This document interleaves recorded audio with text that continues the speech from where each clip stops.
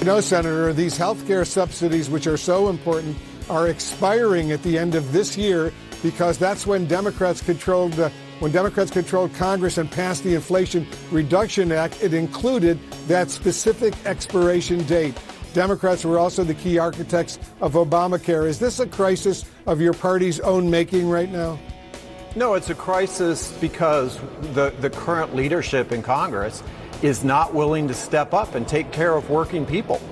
So it is the Martha Zoller Show, and that is CNN. And I'm going to tie all this together in just a minute. But with me today on the Martha Zoller Show is who I like to call the official roving reporter of the Martha Zoller Show, Jeff Hood from Oconee County.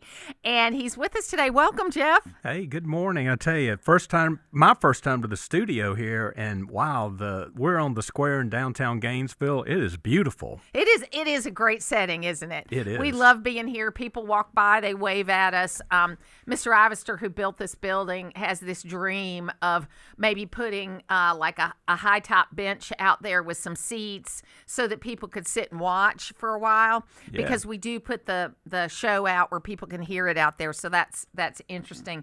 But this audio that I just played you from CNN, that's Wolf Blitzer pointing out to a Democrat that, hey, you guys are the ones that put these subsidies in with the deadline they were. You guys are the ones that did this. That's Wolf Blitzer, kind of a liberal guy. Yesterday, Jon Stewart said to Bernie Sanders, you know, hey, Trump is actually doing your ideas better than you are, and why can't you come back to the table? That's from Jon Stewart, pretty liberal guy, but I think intellectually honest. You know, I don't agree with him, but I can listen to him. And then on The View, the person that was filling in for Joy Behar says again to Bernie Sanders, you know, you as congressman should do without your check. And he goes, well, some of us have young families and can't afford it. And she goes, the people that aren't getting their checks right now can't afford it. And he said, fair point. So I think there's something happening out there. We're going to talk at 9:30 with Brian Morgenstern about kind of what's going on. I think we might be closer. It's not going to go till Thanksgiving. I think we're closer to a deal on this government shutdown than you might think. Well, good, because, you know, I was telling you a minute ago, a lot of my friends that need to fly somewhere are contemplating driving, mainly because there's that uncertainty with the shutdown over how long they're going to have to wait in security lines. Yeah, absolutely. I think you're right about that. And look, they're losing the argument. They're losing the polling. This is the first time that Republicans hadn't been blamed for a shutdown. Let's tell the truth there. Every time we shut the government down, the Republicans get blamed. And Trump's approval rating is up. He's going on and working every day. He's out there.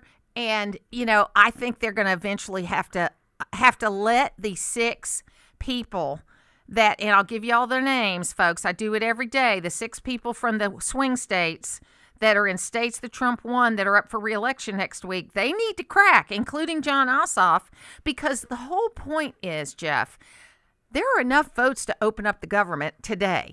Sure. The problem is getting through cloture. And one of 2 things is going to happen. They're going to do the nuclear option on cloture, which will get rid of the filibuster, which I don't really want to see happen, but that's a possibility. Or these 4 or 5 or 6 Democrats and then Rand Paul are going to come back over and invoke cloture. Well, and also I thought it was interesting what Steve Scalise was saying yesterday, that one of our senators, Jon Ossoff, has been busy during this shutdown taking advantage of it to fundraise. And raise $3 million off of an email by his own accounting. You know, Ossoff sent an email, hey, we've raised $3 million off of this shutdown. That's not what they should be doing. No, I totally agree. So hopefully that this will get resolved today or tomorrow, and we can get back to reopening government. I do like, though, what President Trump is really saying. You know, this is kind of a time when if there's some non-essential jobs, that they just kind of weed them out and get rid of them, and because that's long overdue. So I sent a text message to Jon Ossoff on the first day of this, and it's something I've said here, so I don't feel like I'm speaking out of school. He has not responded back, okay? But I said to him, John, you need to vote to keep the government open because you're just giving President Trump the power you say you don't want him to have. Okay, because there's money coming into the government every day. Okay, we're still paying our taxes. That hadn't stopped. And so what's happening is, and this is what's different about the Obama shutdown. The Obama shutdown, President Obama wanted you to feel pain immediately by what he shut down. He shut down the parks. He shut down. I have a friend of mine that went to a national park on vacation last week. It was open, operating. It was as if nothing happened, okay? Trump has moved money into WIC from the tariffs so that can keep going. He's moved money around so the military can keep getting paid. Mm-hmm. He's making sure the passport office is still open. I've had an emergency with my father-in-law's passport on a trip we're taking in a month. The passport office is still open. So he's trying to keep the things open that people use, and they've kept TSA open so far.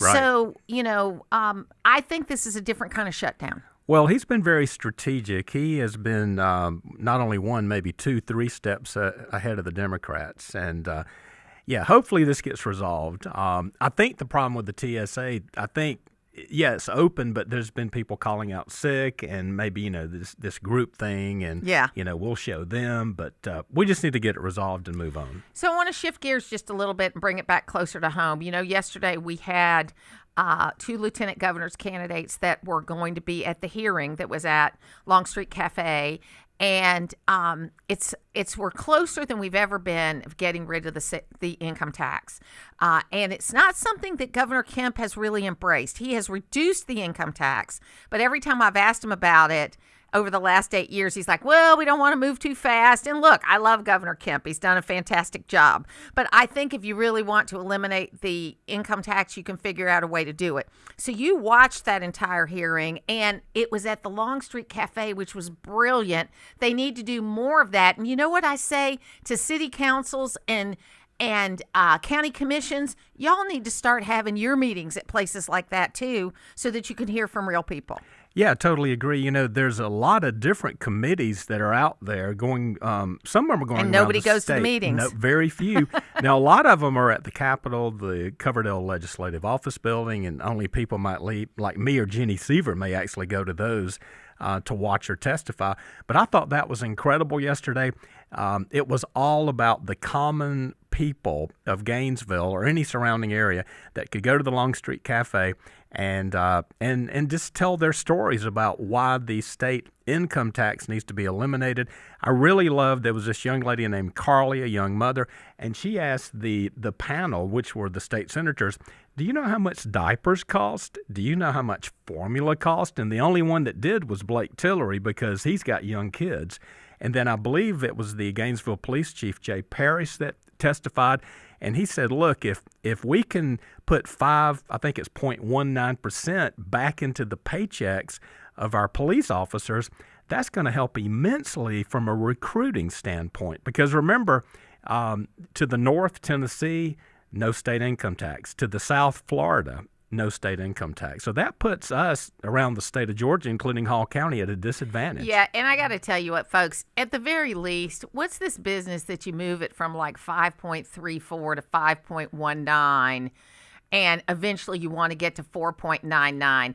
I like round numbers. Let's do it. Yep. If it's at 5.25, take it down to 5. Sure. If it's at 5, take it down to 4.75. I mean, I like round numbers. That is just a bunch of accountants getting together that did anybody even notice that they maybe had 50 cents more when you moved it from this much in a paycheck? But again, that's the other problem, Jeff. Nobody even looks at their paycheck anymore because everybody has direct deposit. Maybe everybody doesn't, but I would say, Social Security checks are direct deposit. Right. Okay, everything's direct deposit now, and I don't go in and look at my pay stub. When I look to make sure the money got in my account, but then I don't look at the pay stub.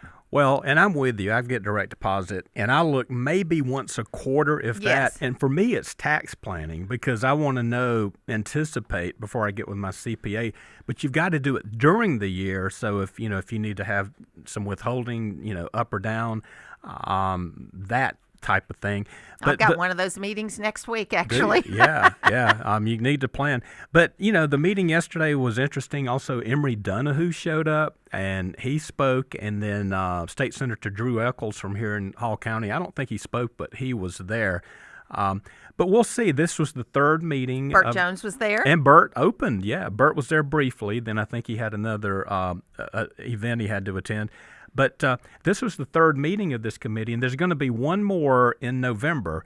And Blake Tillery has, he kind of put all the members of the committee on notice that I want you to come back and give me your ideas on this. Now, they've heard, from different people around the state, but now they want to have a game plan going into the General Assembly in January. And we can talk about, okay, let's eliminate it, but how do you do that? And I know Blake was on your show yesterday, I believe, and shared some good ideas about how do they think out of the box. And, there's got to be some other avenues. If you've got $30 billion in tax incentives, I guess, where companies are getting benefits of up to $30 billion.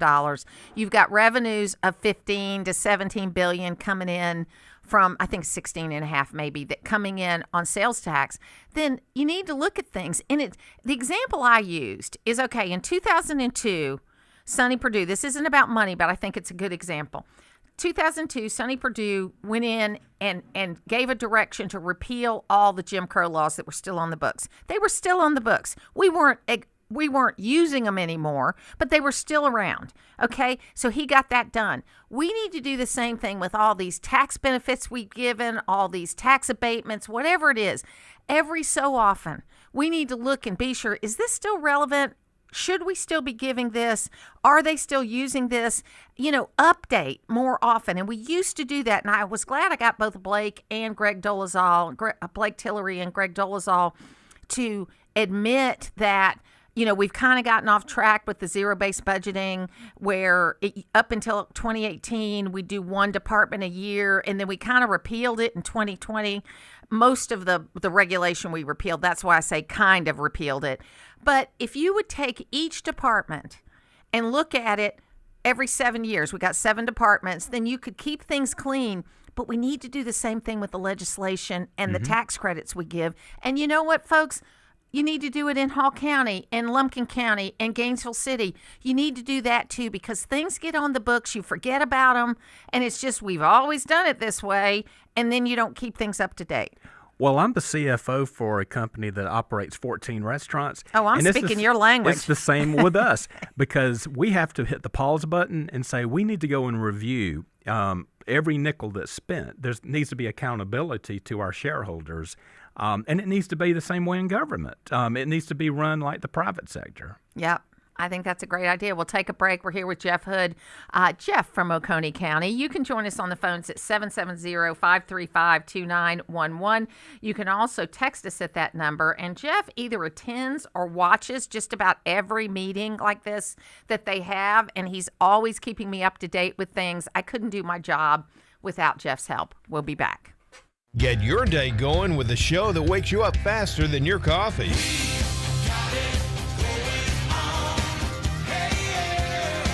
Mornings on Main Street on AM 550 and FM 102.9 WDUN. Fall has arrived, and with it, big jobs for your business. From leaf piles growing to debris cleanup, you'll need equipment that can keep up with the work.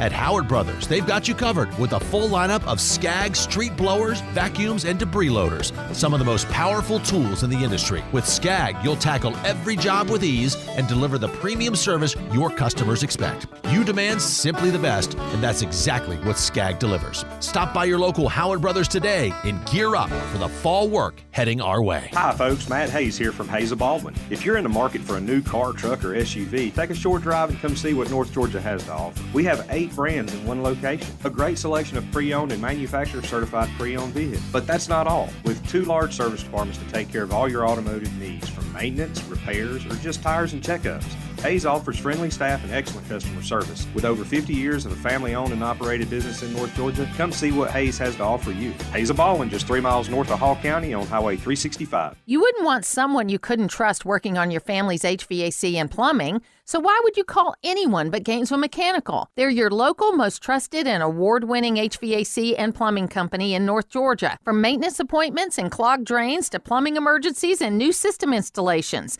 their team is ready to serve you. And with their customer assurance maintenance plan, you can receive discounts, priority scheduling, and 24/7 no overtime rates. Gainesville Mechanical and Bryant, doing whatever it takes since 1989. Honey, that flu keeping you up? Did you take NyQuil Intense Flu? Nah, I got this. Okay, I don't got this. Yeah, you need NyQuil Intense Flu. Undo your flu with NyQuil Intense Flu. NyQuil Intense Flu provides powerful relief of your flu symptoms so you can sleep. You do got this. NyQuil Intense Flu. The nighttime sniffling, aching fever. Best sleep with the flu medicine. Use as directed. Keep out of reach of children. Let's go! You're still glowing, flirting, grooving. You still got it. But your immune system weakens as you age, making it harder to fight flu, pneumococcal pneumonia, RSV, and COVID-19. Vaccines are a key part of any health routine and help strengthen your immune response.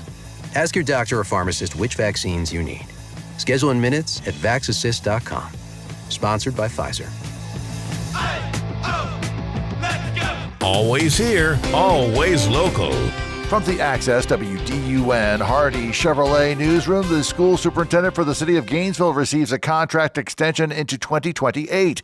Details at Access WDUN and coming up on North Georgia's News Talk. It's the Martha Zoller Show, presented by Gainesville Mechanical. From the Northeast Georgia Health System studio in downtown Gainesville on AM 550 and FM 102.9 WDUN. About meeting on the government shutdown. Will you meet with him before you leave for Asia on Friday? Well, I will actually. I'd love to meet with them. I just want them to open up the country first. You know, the country is so hot right now, and they've never voted against, continuation. They've never voted against. They've never done that. They're doing this because they have Trump derangement syndrome. But I would love to meet. I would like to meet with both of them. But I set one little caveat.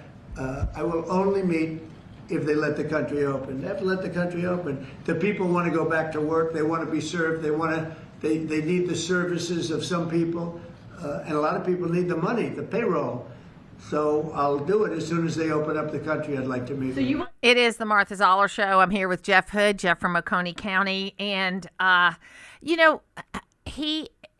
said to my friends who are Democrats, and I love it because it makes their heads spin around like Linda Blair. I said, I hope you realize that right now, Donald Trump is the most reasonable sounding voice in the room. If you listen to Democrats, they're talking about the past. They know what they've got to do, and they just won't do it. Yeah, they're kind of scatterbrained, if you ask me. I love that with the shutdown, they're remodeling the White House, but Donald Trump is quick to point out he's paying for it. That's so right. It's not costing taxpayers a dime. And every president has remodeled the White House in one way or another. And, he didn't do much the last time, and so he's going to leave his mark this time.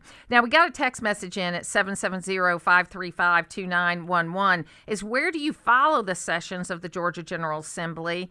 They're videoed, and are they videoed, and can we watch? How do we do that? I know you know all about that. Yes. This is something I check every day. If you just Google Georgia House of Representatives, and right now, if you just click on that page, it's going to show you all of the upcoming committee meetings.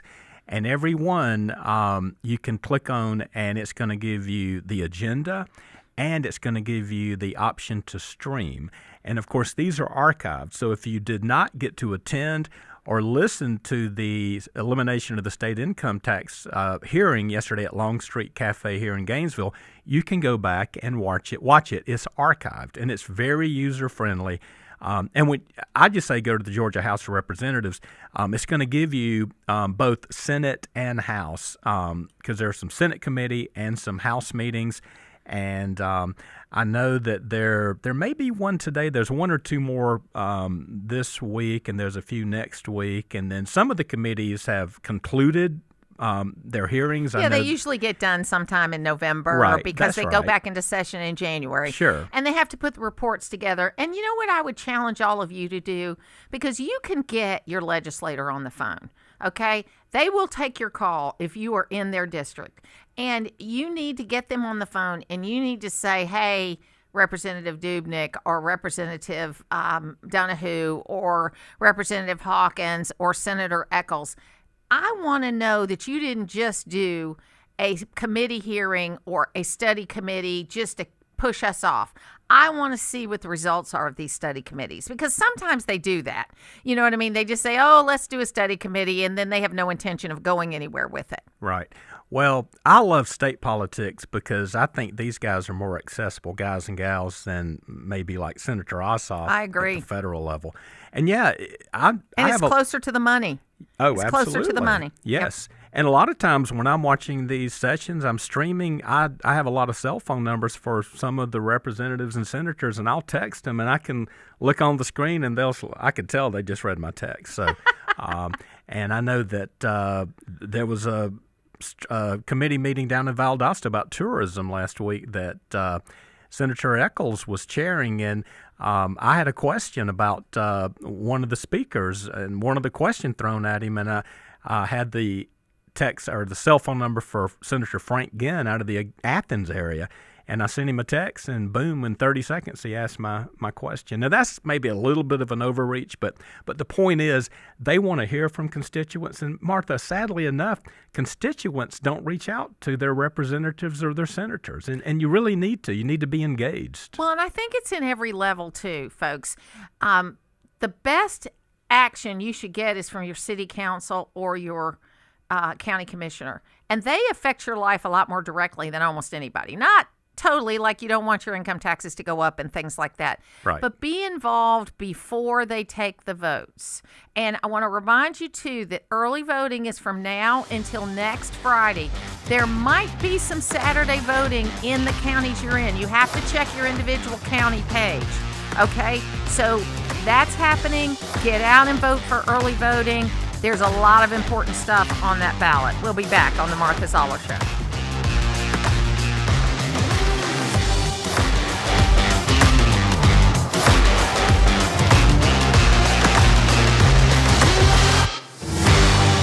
$100,000 is what you could win over and over again. You could win big every time. Go play Keno. Next in the verse, then Keno picks 20. The more you match, the more you win money. Win one time, two times, there's no limits. Up to $100,000 every 3.5 minutes. You like winning over and over again? It could happen with Keno. That's right. You could win $100,000 playing at the bar, in the store, or online. And there's a new game starting every 3.5 minutes. So why win big just once? $100,000 is what you could win. Win up to $100,000 every 3.5 minutes. Play Keno from the Georgia Lottery. Play responsibly.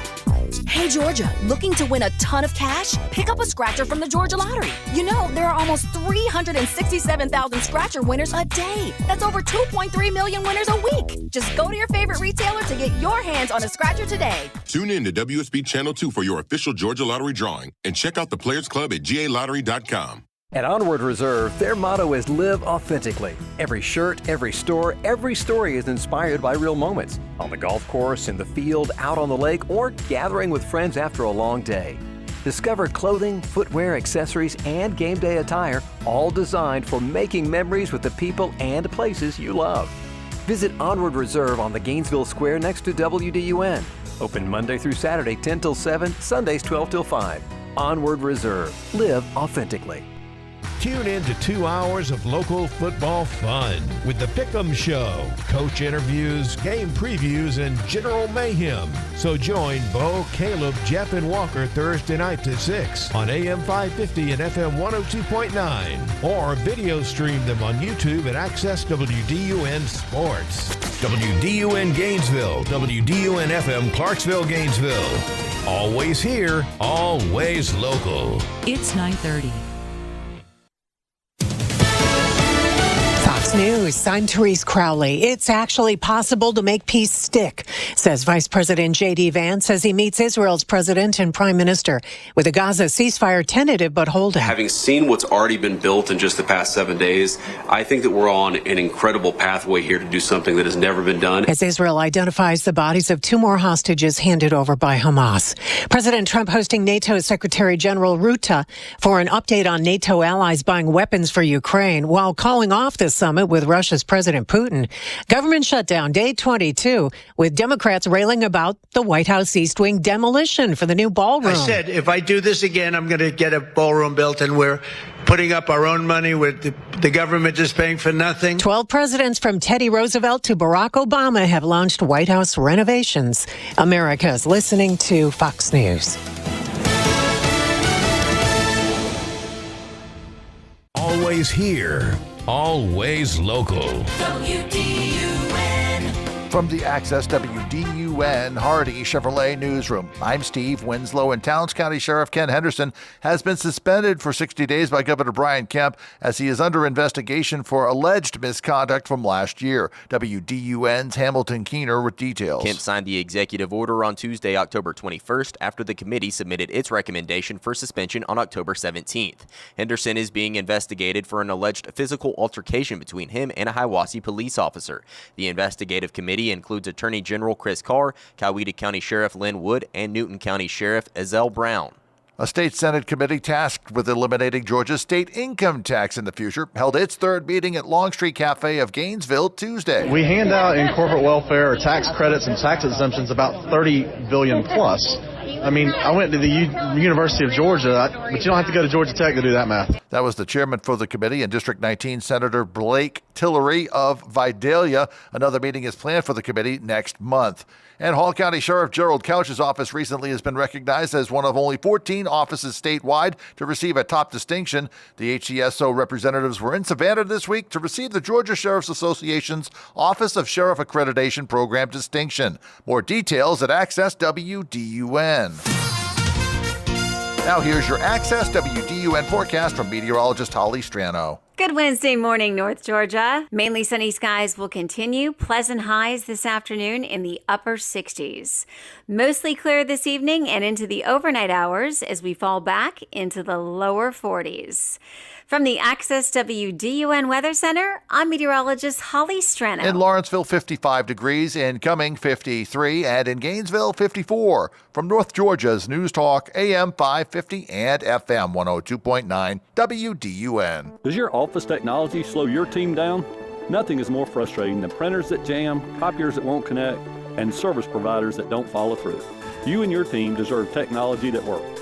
I'm Matt Nick, president of Duplicating Products, and for over 50 years, we've helped North Georgia offices eliminate bottlenecks, reduce downtime, and get reliable support for office technology. Our promise, we do what we say we will do. If you're tired of office equipment headaches, it's time for a change. Visit us today at duplicatingproducts.com. Hey, Daddy, what's in a crawl space? That's a good question, Annie. I'm Cody Lovin with Crawl Space Medic. Musty smells, dampness, and sagging insulation means your crawl space or basement might need some attention. Our team quickly finds and fixes moisture problems, updates moisture barriers, and resolves structural issues, ensuring your home stays dry and comfortable. Don't let your crawl space problems affect your comfort, air quality, or property value. Visit crawlspacemedic.com. A healthy home starts from the ground up. Use the Access WDUN Talk and Text line, presented by M&R Rental at 770-535-2911, and be part of the conversation. From the Northeast Georgia Health System studio in downtown Gainesville, it's the Martha Zoller Show on AM 550 and FM 102.9 WDUN. And Casey, to your point, you know, your grandfather fought in World War II. There's context. If you've been to Auschwitz or Dachau or been anywhere, overseas, you get this.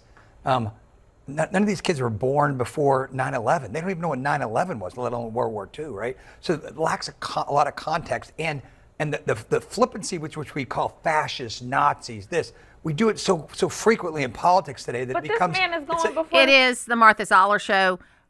Words matter, folks, and we're going to try to use the right words here. I'm here also with Jeff Hood. He's Jeff from Oconee County. You can join us on the phones at 770-535-2911. Let's talk to Tony in Gainesville. Hey, Tony, how you doing? I'm fine. How are you today? I'm great, thank you. I am looking for some information on the upcoming election to do what's best for Hall County and our state and our people. Now, are you thinking about the one in November, the off-year election that we're going to have in November? Yes, ma'am. Okay, so the number one thing you need to do is get out for early voting between now and next Friday. The races you're going to see on your ballot, where do you live? You live in the city of Gainesville? I'm in the city, but I'm up around the North Hall area. Okay, well, depending on where you live, you will either see municipal elections for Gainesville, or you will see no municipal elections if you're far enough into North Hall. So it just will depend.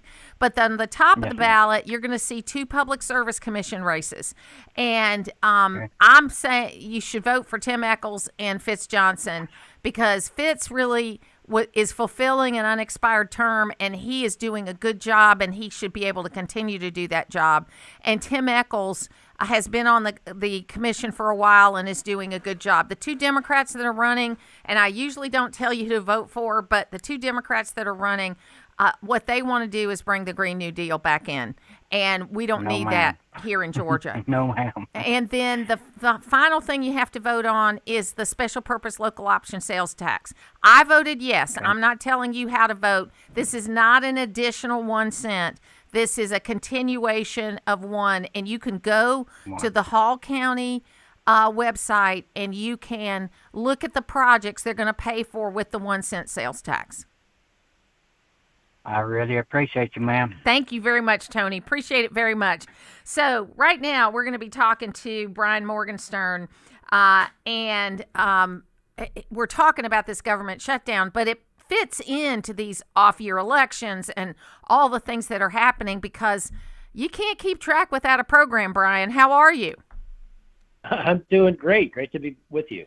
So tell folks what you do, and then let's talk a little bit about the Schumer shutdown. Sure. So I worked for President Trump in the first administration at the Treasury Department in the White House. Now I work for a company called Riot Platforms that does Bitcoin mining and AI data centers, 2 big priorities for this administration in the country. Really trying to help us modernize the way people transact with money and the way they consume information with AI and search. So exciting stuff we're doing. That's very interesting.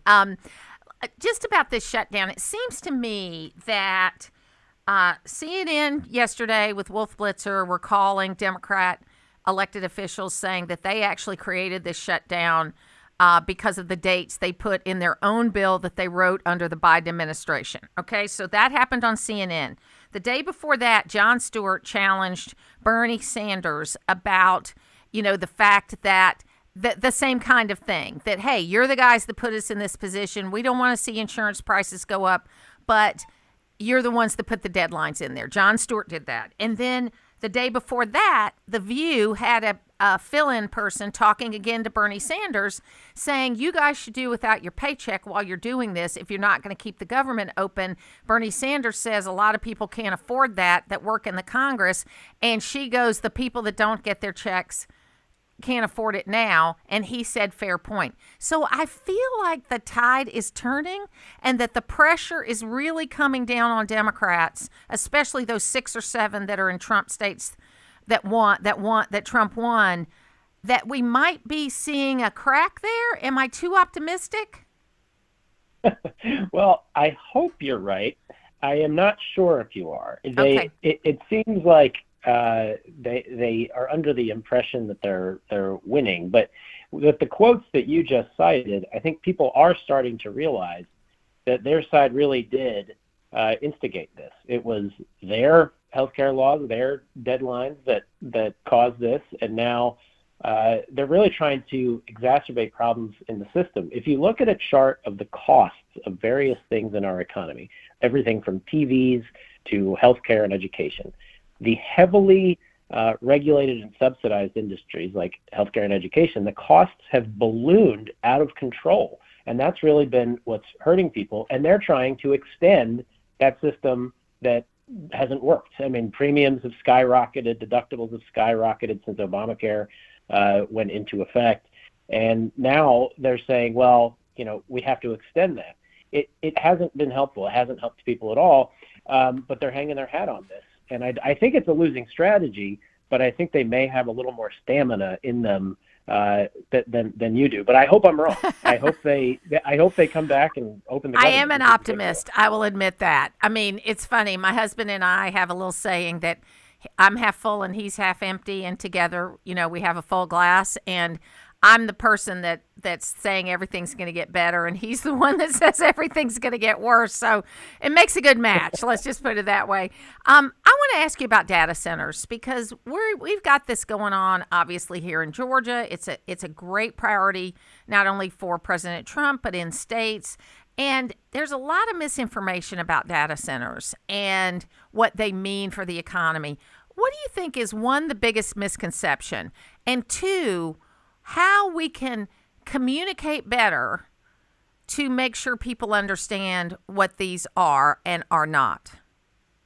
Yeah, I think it's a great question. So I think zooming out from sort of a macro look at it, we are in an arms race with China and our adversaries to advance faster. Like the growth of the internet economy has helped the United States outpace the rest of the world. I think this is the next phase of that. If we want to remain a superpower, we have to be growing faster than China, certainly, and other countries as well. This really is an opening to that. And a lot of very smart investment analysts have shown that we're going to have a productivity boom that is like another internet revolution if we have the power infrastructure, if we have the data centers to allow it to happen. So it's very important for the country.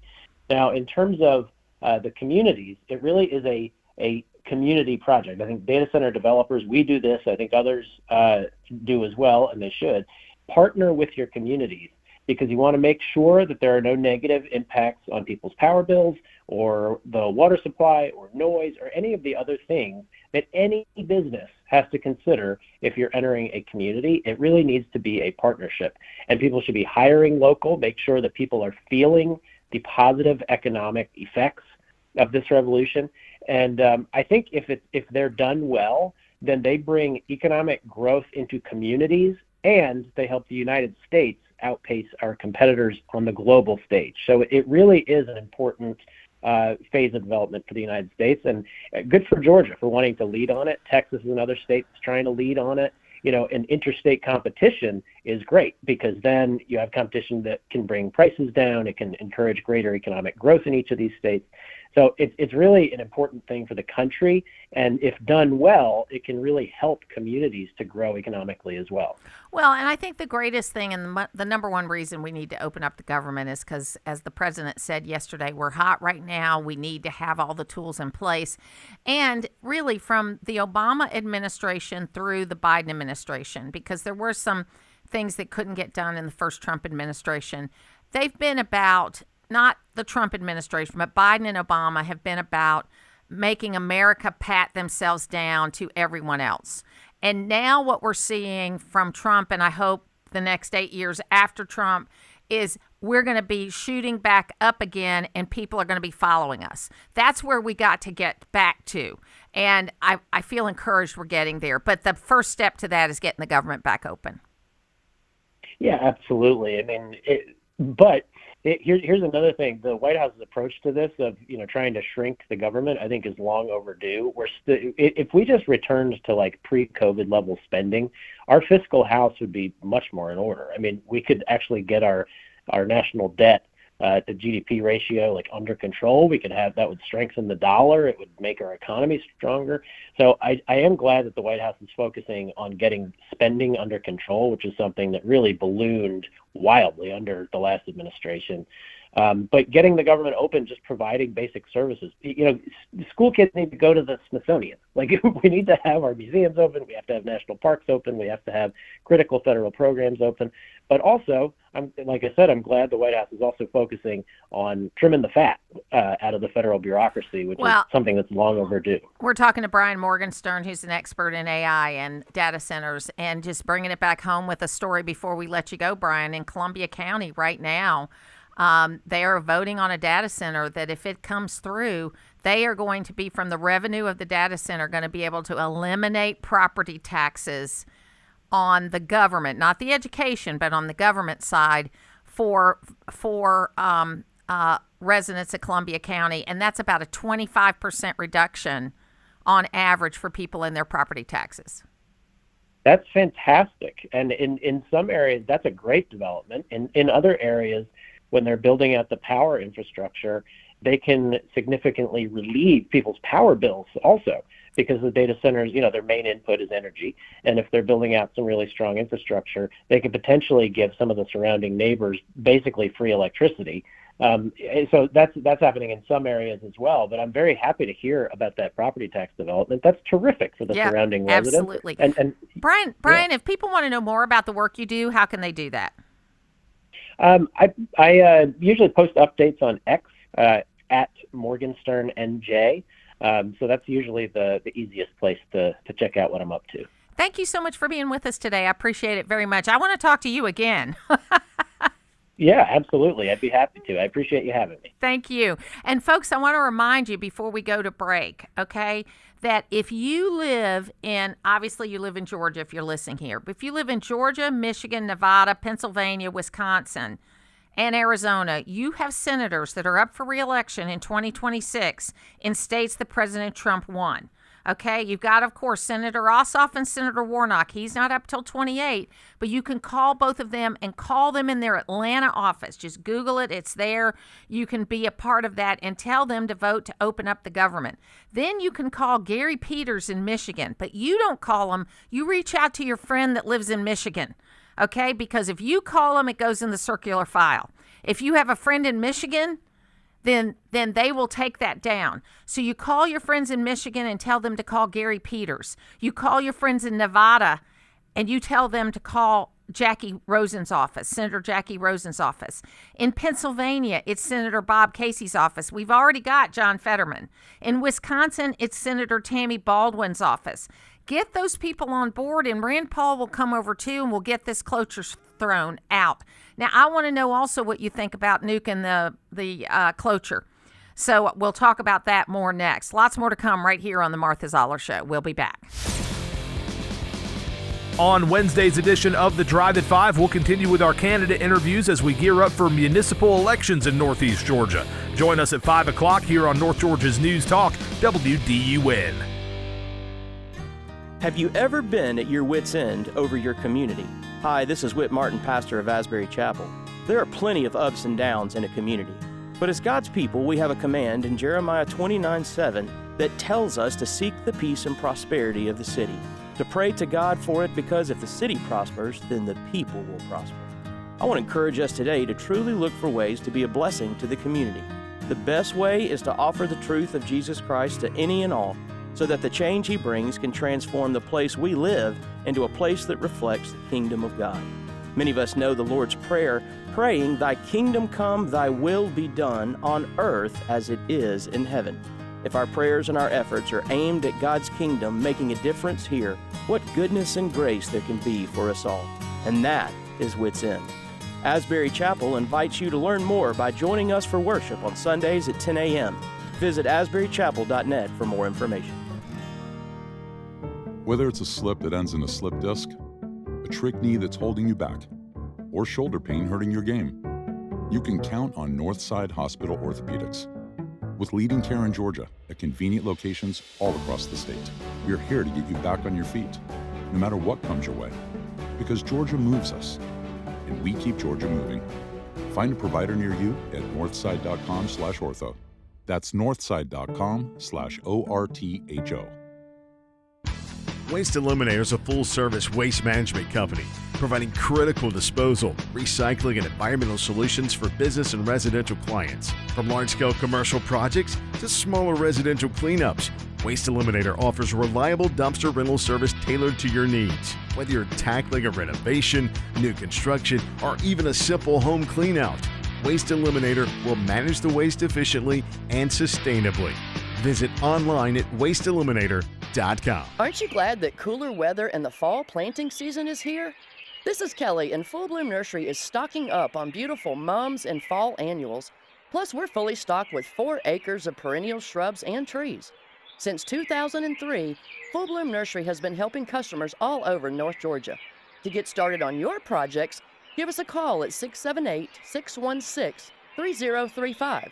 Visit fullbloomnursery.com for more info And be sure to like us on Facebook to see what's growing. Always here, always local.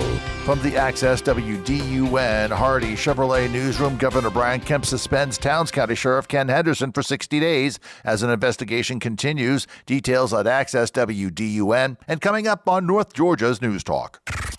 It's the Martha Zoller Show, presented by Gainesville Mechanical. From the Northeast Georgia Health System studio in downtown Gainesville on AM 550 and FM 102.9 WDUN. No one's asking you to solve the conflict in the Middle East. Just say that you stand with your Jewish friends, colleagues, and neighbors against hatred and discrimination. Say that what's happening on our college campuses and in our schools and to Jewish-owned businesses is totally unacceptable. Say anything in solidarity with the Jewish community. Post your bar mitzvah picture. We'll start a trend of embarrassing haircuts and dental work. It is the Martha Zoller Show. That's David Schwimmer from Friends talking about that you don't have to solve all the problems in the world, but you can be supportive of the Jewish community. Because let me tell you, folks, they feel threatened and they feel like they're not safe right now. And I think the point was made earlier in one of the pieces of audio was that, we're just using these terms, Hitler and fascist and end of democracy, too flippantly to a generation of young people. Van Jones said there are 1 billion young people that have not learned positive messages about either the Holocaust or any of these other things. And I don't mean the Holocaust of positive. I mean the right history related to this. And we got work to do. We may be a little older, Jeff, you and I, but we got work to do, don't we? Yeah, we do. I think there's a lot of education that needs to be done. And I think a lot of it's just the social media, because you just see these terms thrown around by younger people. And I would argue they don't know the kind of the backstory or the backdrop of how those terms were derived and, the meaning and, the hurt and what people went through decades ago. Yeah, and I got to tell you, I went on TikTok for a minute. So many of them get all their stuff from TikTok. I went on for a minute, and I started getting just really weird stuff. And I said, you know what? I don't need this. I don't need another form of social media in my life. Now, I understand the president's view and other people's view that if you want to influence young people, you got to be where the young people are. I get that. Okay. But I don't need to poison my head doing that. I'm on X, I'm on LinkedIn, and I update my memories on Facebook. And other than that, that's all the social media I need. Now, I asked the question before the break, and you guys can chime in if you want to. You can text us if you want to at 770-535-2911. There's this thing called cloture, which is tied to the filibuster. And basically what it is you have to get 60 votes in the Senate for something to move to a final vote. And there's debate that goes on during that period. There's all these things. And it has typically been true, whether you're Democrat or Republican, that even if you weren't going to vote for something, you would vote for cloture because you were in favor of it going to debate and vote, because that's what the Senate does. Well, there are enough votes. There have been enough votes since the first vote was taken to keep the government open, okay? But because they can't make cloture, they haven't been able to get there. There's two schools of thought. We don't want to blow up the filibuster because eventually someday Democrats are going to get back in power, and then they're going to use that to remake the country in the image they want to do it. And that's the one school of thought. The other school of thought is it's an old idea. Why do we need 60 votes to move things forward? And and would it be easier just to do everything as majority rules? Now, that would turn the Senate into basically what the House is. And so would it make a difference? So tell me what the nuclear option is. The nuclear option is getting rid of cloture. Okay. That is. Because I know Marjorie Taylor Greene has been posting a lot lately, yes. And that's what she keeps harping on is the nuclear option. Well, and it's what the weird thing is, it's already happened with judicial nominees, not the Supreme Court. They can do those with just a straight 51 vote. So they've already chipped away at it. But still, for regular legislation, regular order, you still have to go through cloture. She's been interesting lately, hasn't she? She has. I don't think she's anti-Republican. I think that she thinks there are some people that are not America first right now. Yeah, I'm curious. It seems like this change in Marjorie has been kind of evolving over the past maybe 5 or 6 months. And, you know, I think she had contemplated running for either Senate or governor in Georgia. And then I'm not sure what happened, you know, I think she was encouraged very strongly by maybe as high as President Trump to not do it. And I think that's where that stuff came about how women can't do anything in the Republican Party. Remember that Right. mantra a couple of months ago? And I think her feelings are hurt about that because I think she's got a little bit of, after all I've done for you, why aren't you going to support me in this? Well, if you'll remember back in May, it was late on a Friday afternoon when she announced that she's not going anywhere. She's staying in Congress. But in the process, she basically trashed the, at the time, Buddy Carter and Mike Collins that were running for Senate, basically just called them vanilla, if I'm not mistaken, or ordinary. Maybe it was ordinary, and that implied that she could easily outraise them, fundraising. So I get back to what was the Reagan 11th commandment? Thou shalt not attack another Republican. Not speak ill of another Republican. Yeah, and she basically did that. But she's been known to, you know, kind of get off the track every now and then. Well, it is interesting, too, because she is in a very safe district.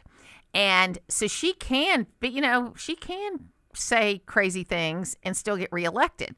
And I think a lot more Congress people need to be smart enough to just stay in their seat and actually develop a relationship. Not forever. I'm a term limit person. 12 to 15 years is enough, but total is enough. But I think that you see Fetterman kind of using his power in an interesting way. You're seeing her do it. You know, she is talking more about her business life, which I like that better. I wish she'd done that from the beginning. But I still, the jury is out for me still on Marjorie Taylor Greene, and she is getting praised by Democrats, which is a weird place for her. We'll be back.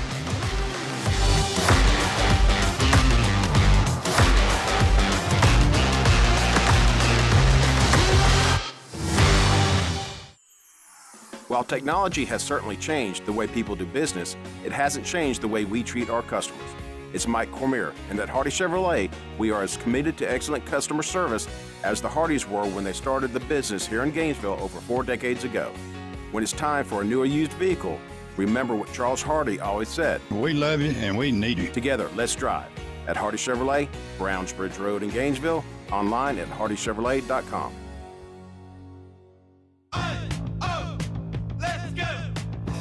You're still glowing, flirting, grooving. You've still got it. But your immune system weakens as you age, making it harder to fight flu, pneumococcal pneumonia, RSV, and COVID-19.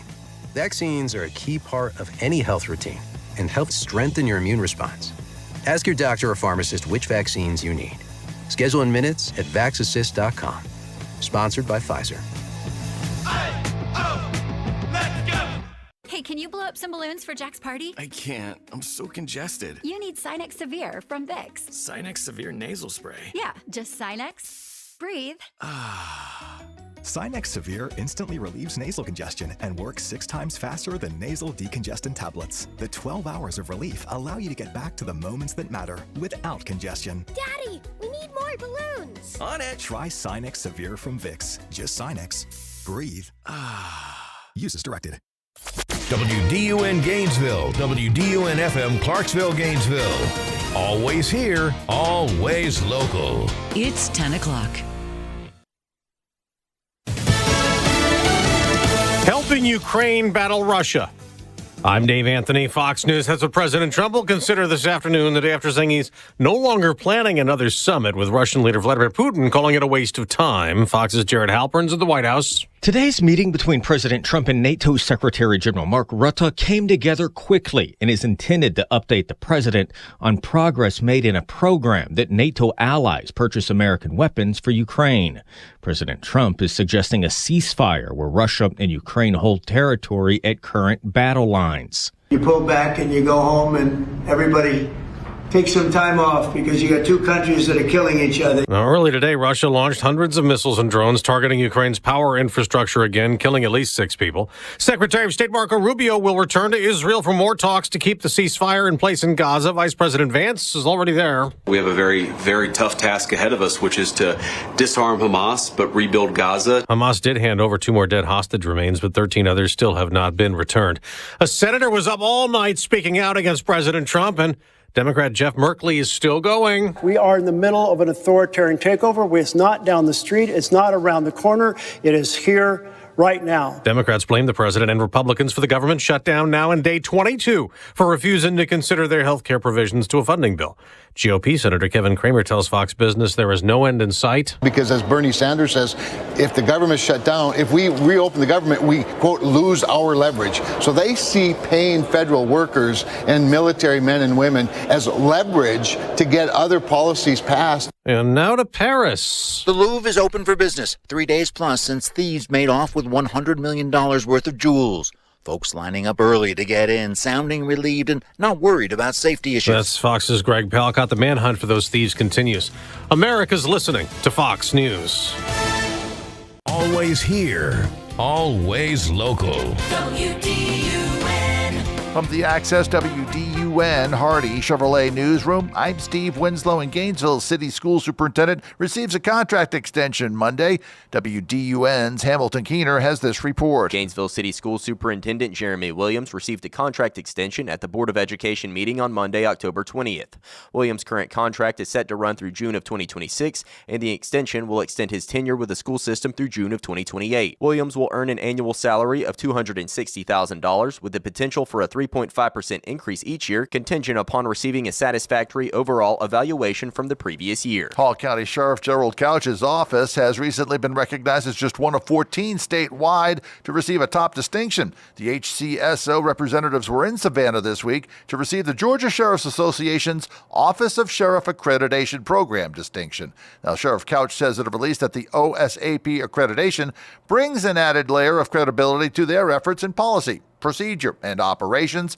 The accreditation process focuses on several modules of service, which includes law enforcement, administration, and detention, among others. A state Senate committee tasked with eliminating Georgia's state income tax held its third meeting at Longstreet Cafe in Gainesville on Tuesday. We hand out in corporate welfare tax credits and tax exemptions about $30 billion plus.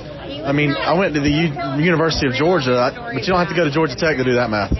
That was the chairman for the committee, District 19 Senator Blake Tillery of Vidalia.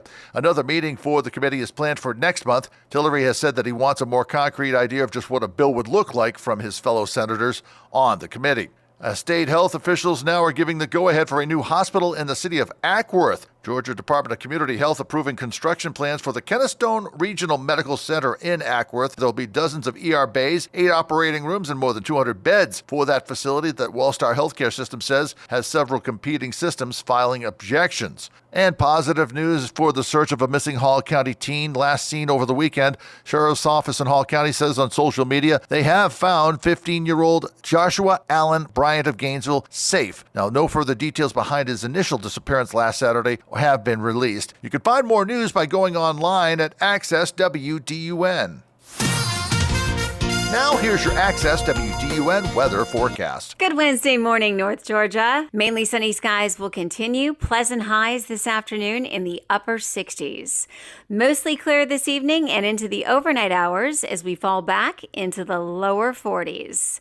From the Access WDUN Weather Center, I'm meteorologist Holly Strano. In Beaufort, we have 56 degrees, Dillard reporting 53, and in Gainesville, 55. From North Georgia's News Talk, AM 550 and FM 102.9 WDUN. I'm Frank Norton with the Norton Agency. Buying a home just got 10 times more complicated. You need a professional broker by your side to help you through the process. New buyer, seller regulations, lengthy contracts, the crazy mortgage process, inspections, appraisal, and then closing. You need Norton now more than ever. Call us at 770-532-0022 or look for us on the web at gonorton.com. Our family serving North Georgia for 4 generations. There's nothing like cool, crisp air of fall in North Georgia after a hot, humid summer. Conditioned Air Systems is here to get your HVAC system ready for the changing seasons. With regular maintenance that saves you money on your energy bill, and look no further for quick, reliable plumbing repairs or installation services. Conditioned Air Systems has been a trusted name in Northeast Georgia for over 45 years. Call us today at 1-800-AC-REPAIR. Talking about the issues that affect you most. It's the Martha Zoller Show, presented by Gainesville Mechanical. Now from the Northeast Georgia Health System studio in downtown Gainesville, here's Martha Zoller on AM 550 and FM 102.9 WDUN. Always here, always local. It is the Martha Zoller Show. We are here with the Martha Zoller Show roving reporter, Jeff from Oconee, also known as Jeff Hood. Good morning. Yeah, it's great to be in Hall County, Gainesville. And it's beautiful out here on the square. I tell you, we love being here in this location. Kaylan Williams is joining me right now. She's from Public Interest Legal Foundation and is works with J. Christian Adams, who we've had on the show many, many times. And a lot of people sent me emails and text messages that they were confused about the reporting around the challenge to the Voting Rights Act, Section 2.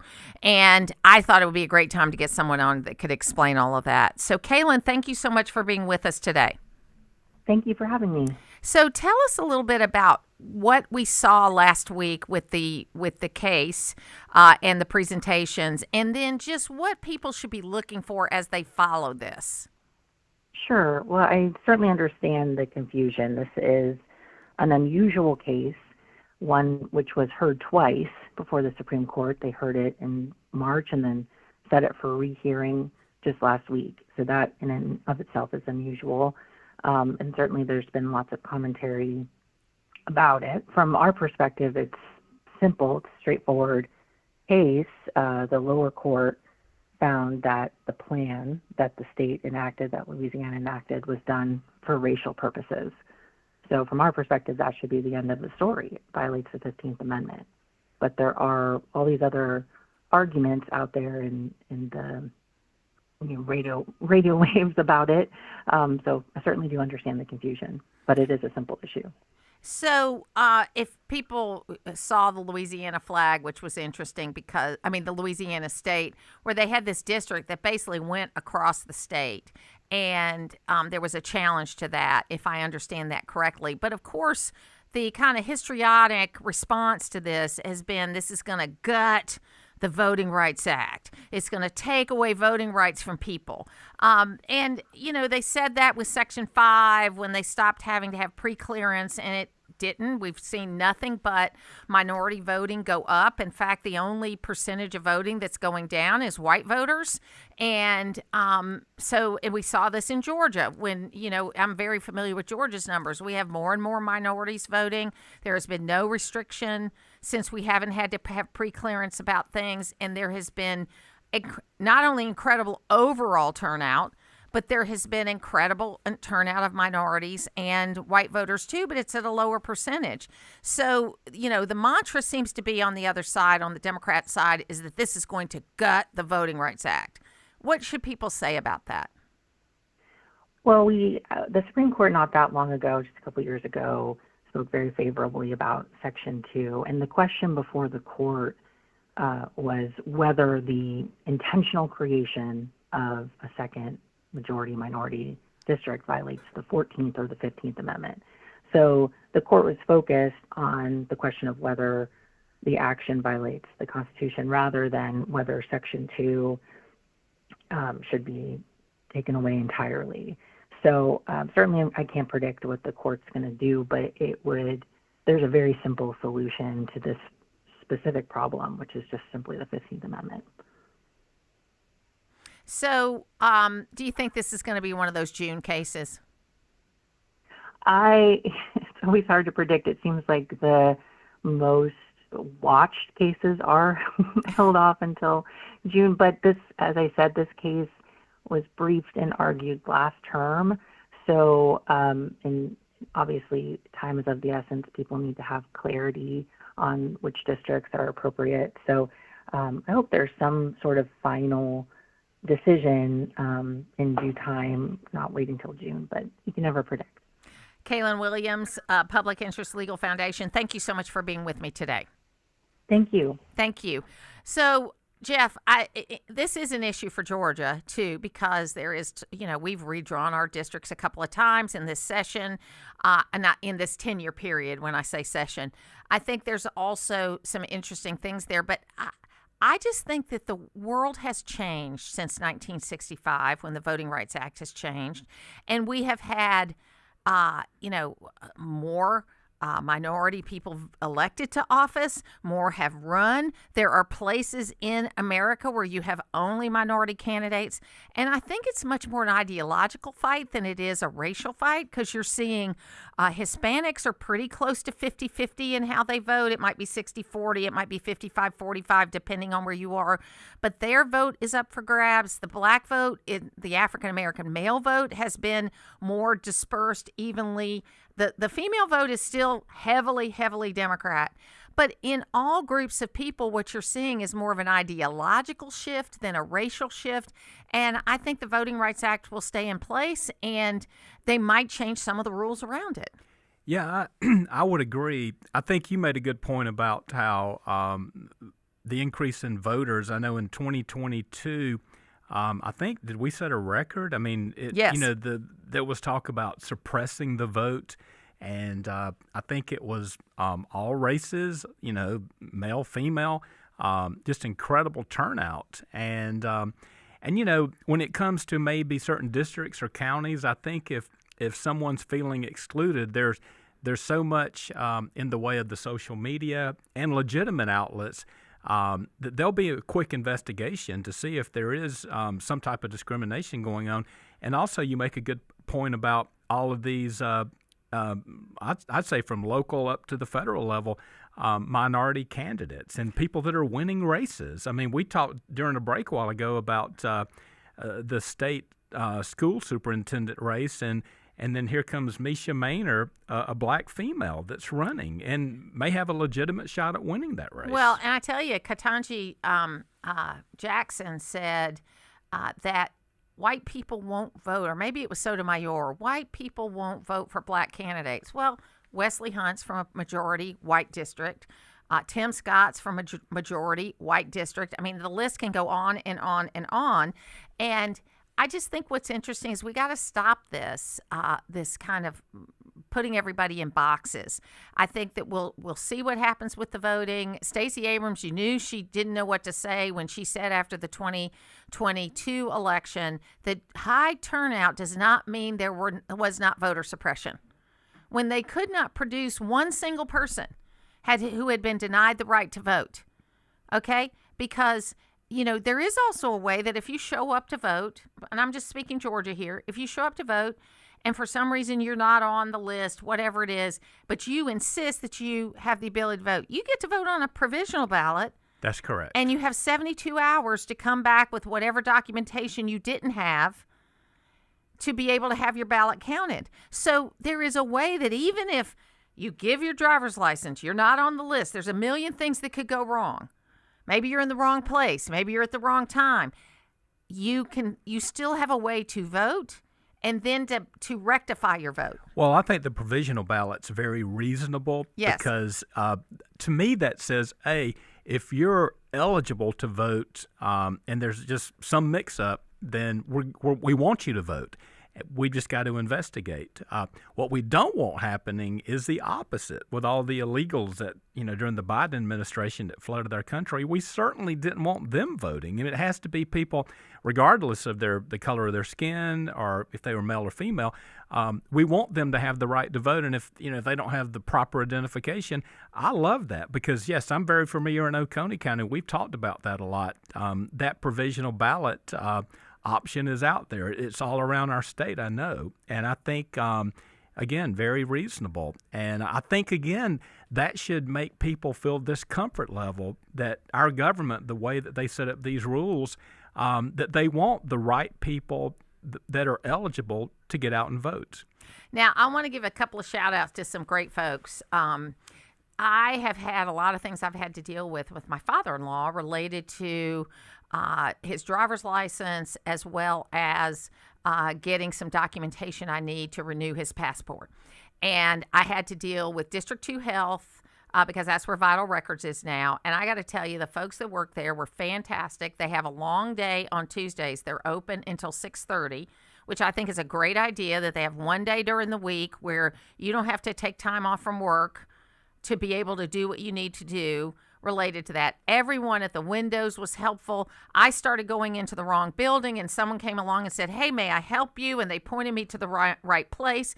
So I got to tell you, from a customer service standpoint and a speed of getting something done, I want to give it, and I'm not going to start naming names because I had several people that helped me, but I want to say that at District 2 Health, Vital Records, and the health department, there is a great staff of people there, and they did a fantastic job, from the phone calls I had to make to figure out what I needed to do to being able to get it completed in a very short period of time. And I want to also take my hat off to the legislature. About 3 years ago, they changed the rules to where you don't have to go to the county where someone was born to get the birth certificate anymore. If they are still living in Georgia, but say they were born, like my father-in-law, in Richmond County, but now lives in Hall County, I was able to go to the Hall County office to straighten that out because we're all Georgians, okay? And so I didn't have to drive to Augusta like I did 30 years ago to get the birth certificates of my children because we had not found them, because we needed an official copy. They've made it where it's much more convenient, much easier, so I take my hats off to the legislature. And then finally, I dealt with Department of Driver Services on some issues, and Mr. Martinez there really helped me as far as getting forms and not. So I get, one of the things I complain about the most is you can never get people on the phone these days, you know? Mm-hmm. And I have to tell you, in these 3 situations, I got the right people, I got on the phone, they took care of it, and I always want to say thank you when I get good service. Yeah, I think it's easy for us to complain, but I love the fact that you are thanking people when, things work out. Doesn't that drive you crazy, though, that when you get emails now and people won't put their phone number on them? Oh, yeah. But you go to websites now, not in the instances I mentioned, but you go to websites for companies. There's not a phone number on there. Mm-hmm. I had an Amazon delivery last week, and the driver came out, and I realized after he left that he had dropped his credit card. I'm sure it's the one he uses to fill up his truck. He had dropped his credit card in my driveway and had the name of the company, where the company. So I looked it up. I ended up just mailing the credit card back to the company because there was no phone number. I hope it's the right company. Okay, I looked up the company online, but I could not get someone on the phone. And I am sure that poor guy got to the next place he had to fill up for gas, and he was panicking because it was on the driveway.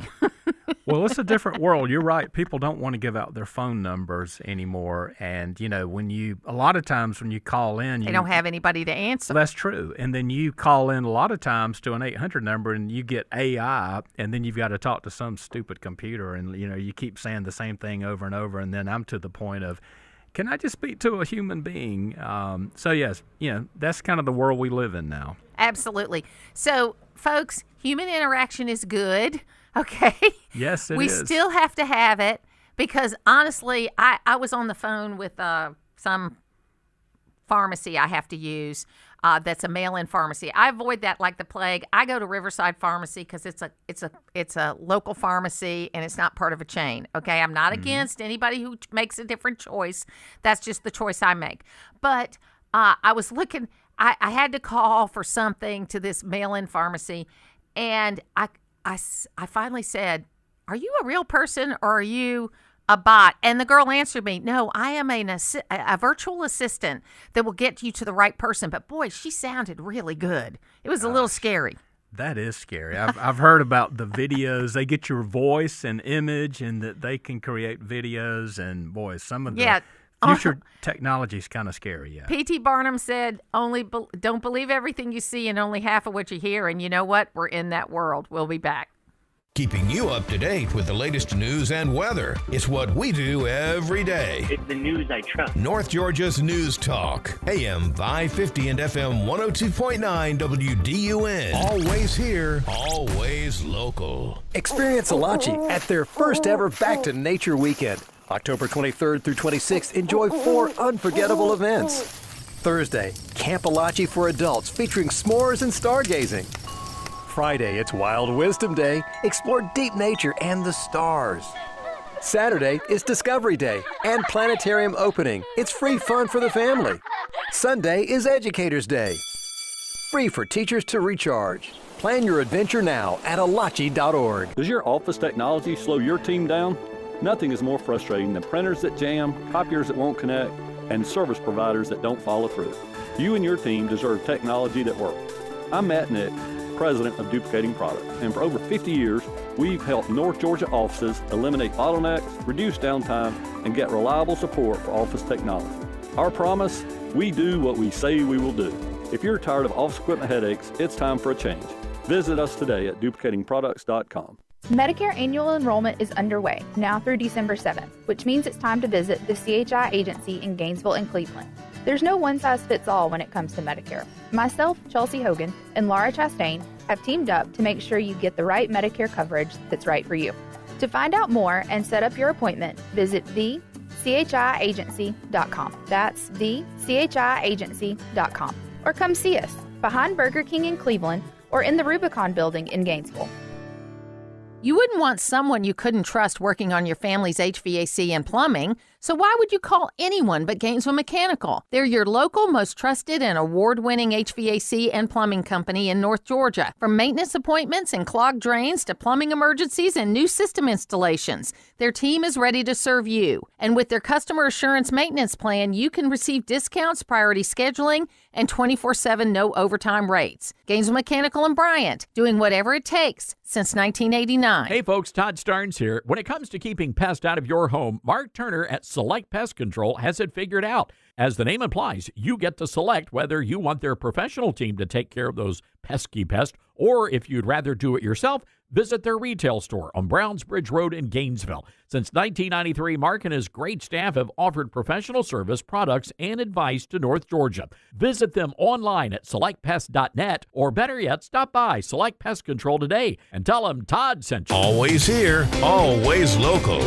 From the Access WDUN Hardy Chevrolet newsroom, 2 Atlanta teens remain in Hall County Jail for stealing items from the Buford Corn Maze Monday night. Details at Access WDUN and coming up on North Georgia's News Talk. Use the Access WDUN Talk and Text line, presented by M&R Rental at 770-535-2911, and be part of the conversation. From the Northeast Georgia Health System studio in downtown Gainesville, it's the Martha Zoller Show on AM 550 and FM 102.9 WDUN. Republicans have done their job to reopen this government. They have passed a clean continuing resolution, a funding bill that Democrats have voted for 4 times. And the Schumer shutdown is now turning into the Schumer layoffs of the American people. Look at the Council of Economic Advisors that estimates that 43,000 workers across this country could lose their jobs every week, costing the economy $15 billion.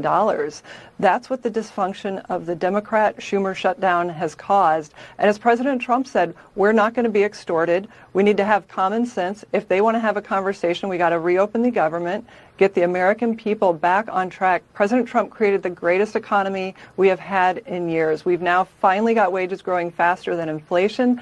GDP, it grew 3.8%, on track to do that next quarter. This president is making sure that the Americans don't feel pain.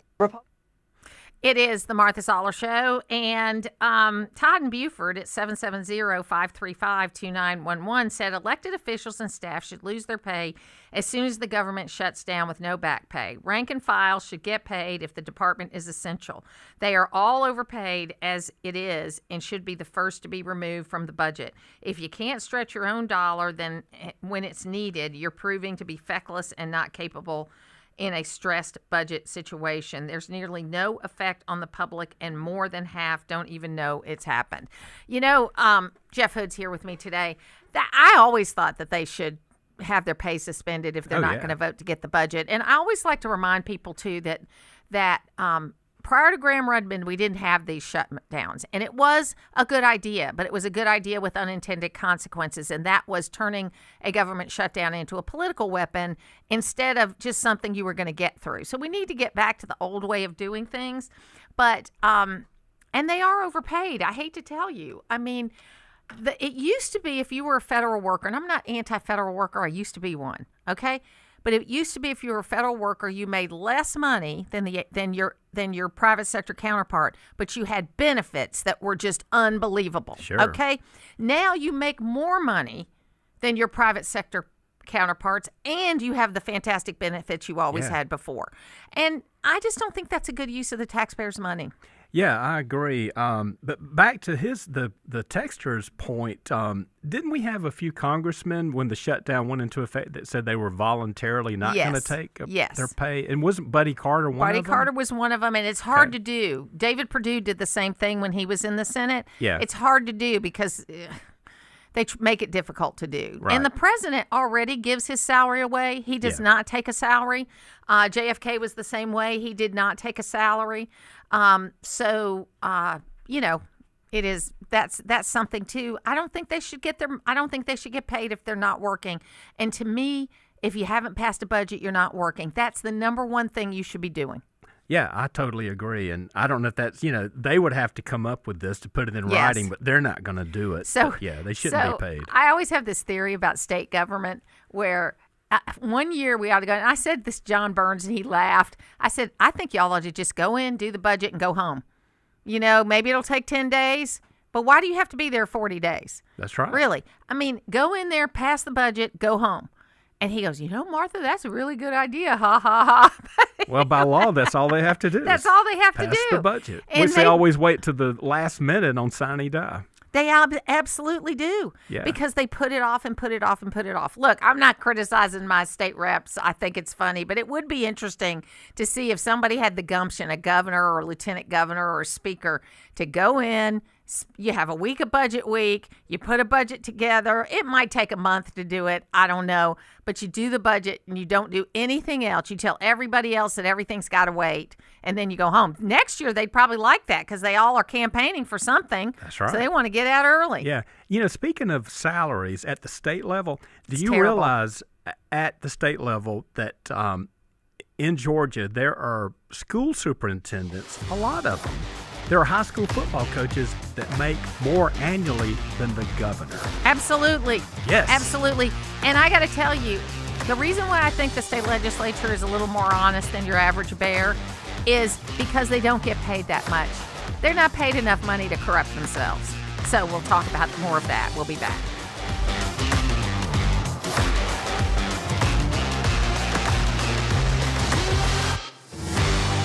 Your roof protects your family, your guests, your pets, and your most precious belongings from the elements, and you hardly think about it, especially if it's a metal roof from Dawsonville Metal Products. Dawsonville Metal Products is your metal roofing specialist, ready to give your home a new look that will last a lifetime. Call Dawsonville Metal Products today at 706-265-3099 or log on to their website, DawsonvilleMetal.com. That's Dawsonville Metal Products, everything that matters under one roof.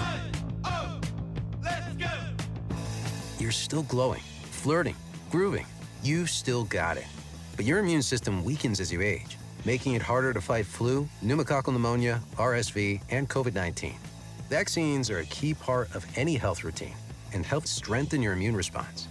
Ask your doctor or pharmacist which vaccines you need. Schedule in minutes at VaxAssist.com. Sponsored by Pfizer.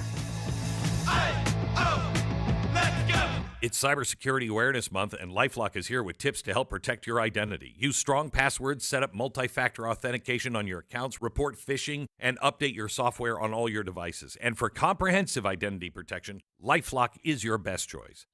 LifeLock not only alerts you to suspicious uses of your personal information, but also fixes identity theft, guaranteed, or your money back. So stay smart, stay safe, and stay protected with a 30-day free trial at LifeLock.com. Use the promo code BECK. Terms do apply. This week on Friday Game Night, on AM 550, Cherokee Bluff hosts Jefferson. On FM 102.9, Chestatee hosts White County. And on 94.5 FM, Gainesville hosts Roswell. Week 11 coverage begins at 6 with the Prep Tailgate Show, presented by Conditioned Air Systems. On your home of Friday Game Night. WDUN Gainesville, WDUN FM Clarksville, Gainesville. Always here, always local. It's 10:30. Fox News, I'm CJ Papa. The government shutdown enters its fourth week. Iowa Republican Senator Joni Ernst speaking to Fox Business. We will hit some dire consequences very soon. Fox's Chad Pergram on Capitol Hill. There is no urgency to reopen the government. Democratic leaders demand bipartisan talks, but President Trump says he will not meet until the government is open. The Senate expected to vote again to try and end the stalemate, which stands at 22 days. Vice President J.D. Vance meeting with top Israeli leaders in Jerusalem discussing the Gaza ceasefire deal. President Trump welcomes NATO Secretary General Mark Rutte to the White House 4 p.m. Eastern. It's his second visit since August to discuss stopping Russia's war in Ukraine. And Sweden is in talks to sell as many as 150 fighter jets to Ukraine. That from its prime minister. America's listening to Fox News.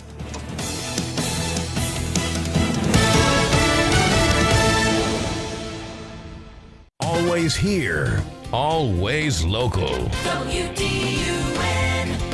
From the Access WDUN Hardy Chevrolet Newsroom, I'm Steve Winslow, and the state income tax could be going away in Georgia's future as state senators held their third meeting for a committee that would eliminate the income tax. While they were at Longstreet Cafe on Tuesday, Republican state senator for District 27 and Lieutenant Governor candidate Greg Dolezal spoke about how they would do it. Keep in mind, people who don't live here, pay them as well when they travel here. What we have said as a committee is we need to go to zero, and what's the best path to get to zero. Senator for Vidalia, Blake Tillery, who is also a lieutenant governor candidate, said that he would like to roll back the corporate tax credits in the state to make up the difference. Another meeting for this committee is planned for next month. And Hall County Sheriff's Office is just one of a handful statewide that have received a top accreditation this year. WDUN's Logan Landers with details. Sheriff Gerald Couch's office has recently been recognized as just one of 14 sheriff's offices in Georgia to receive the Georgia Sheriff's Association's Office of Sheriff Accreditation Program distinction. Sheriff Couch says in a release that the OSAP accreditation brings an added layer of credibility to their efforts in policy, procedure, and operations.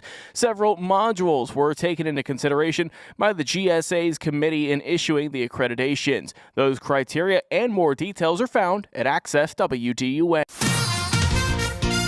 Now here's your Access WDUN weather forecast. Mainly sunny skies will continue. Pleasant highs this afternoon in the upper 60s. Mostly clear this evening and into the overnight hours as we fall back into the lower 40s. From the Access WDUN Weather Center, I'm meteorologist Holly Strano. In Brazelton, 58 degrees, Clarksville, 56, and in Gainesville, 57. From North Georgia's News Talk, AM 550 and FM 102.9 WDUN. There's nothing quite like a local neighbor. That's why AARP is local, right here in Midtown Atlanta, to offer you free events and enriching experiences that help you with finances, family, and fun. We are in the community, connecting you to what matters most right when you need it. Visit our website at aarp.org/GA or visit us on social media at AARP Georgia to find out more information on how we're helping your money, health, and happiness live as long as you do. When you have a problem with your roof, you want someone who can respond quickly, but also who knows roofing. That's what you get at Georgia Select Roofing. This is Chris Earls, and we do roofing right. Estimates are free, we can help you navigate your insurance claim, and we also offer financing. Check out our Google reviews, and you'll see that Georgia Select Roofing offers the best service around. See us today at georgiaselectroofing.com or call us at 678-316-6899. Family owned and operated, Georgia Select Roofing has you covered. It's the Martha Zoller Show, presented by Gainesville Mechanical. From the Northeast Georgia Health System studio in downtown Gainesville on AM 550 and FM 102.9 WDUN. I believe John Thune is an honorable man, and I do believe we could have a serious conversation to talk about extending these tax credits. I've always supported that. You could check my record, I vote for that. And now no one can control what the president wants to do. I mean, he's going to do what he's going to, whatever. But I do believe it's entirely appropriate now. Open it back up. We have to now, even people in my state, and SNAP is now. Now, like, people need that to eat. And now this is about who's winning. It's like, well, America's losing. It is the Martha Zoller Show. That's John Fetterman. I'm here with Jeff Hood sitting in with me today. I want to tell you about a couple of things that are happening around Gainesville. On November 11th, which is Veterans Day, from 6 to 8:30 on Riverside Drive, is going to be a focus on education in Georgia with Speaker Richard Woods and Rhonda Thomas from Truth in Education. And then on October 23rd, which is tomorrow night at 6 o'clock at 2875 Brownsbridge Road, the second floor, there's going to be the data center vote. And there's a group called Hall Informed that is going to be, encouraging people to show up and make their voice heard before this vote. So just wanted to let you know about those couple of things. And joining me right now is Bill Crane. And Bill, we heard John Fetterman, and of course he's been with us. We've got the votes to open the government. The issue is cloture. So I have two questions. One, do you think they're going to blow up cloture to go forward? And two, there are 6 senators, including Senator Ossoff, that are in states that Trump won less than a year ago. And, the thing is they're holding it up when there already is enough votes to pass. And it just seems to make no sense. I am a fan of some of what I'll call the breaks in the U.S. Senate. Cloture is one of them. We may remember that Harry Reid, when he was the Democratic Senate Majority Leader, lowered the threshold for federal judicial appointments from 60 votes to 51. And, of course, the Supreme Court followed suit. I think the out party, and certainly the party in power, needs to consider when they make these changes, they're not temporary. And if they remove the element of the cloture vote requirement when they're not in power, and I think they'll hang on to the majority for this cycle, but it's a narrow majority, when the rules change, you suddenly don't like it. So I'm not sure I'd blow up cloture over this. I think I might just try to swing some of the same votes that are sitting on the fence that are really anxious for the government to reopen. We will cross the threshold 29 days, which is a week from today, of the longest, if it holds out, the longest shutdown in federal government history. And I happen to believe, despite the PR battles being waged by both parties, that nobody wins in these contests. The president may come out on top in terms of his agenda, and they may permanently eliminate up to 10,000 federal government positions that they are aiming at.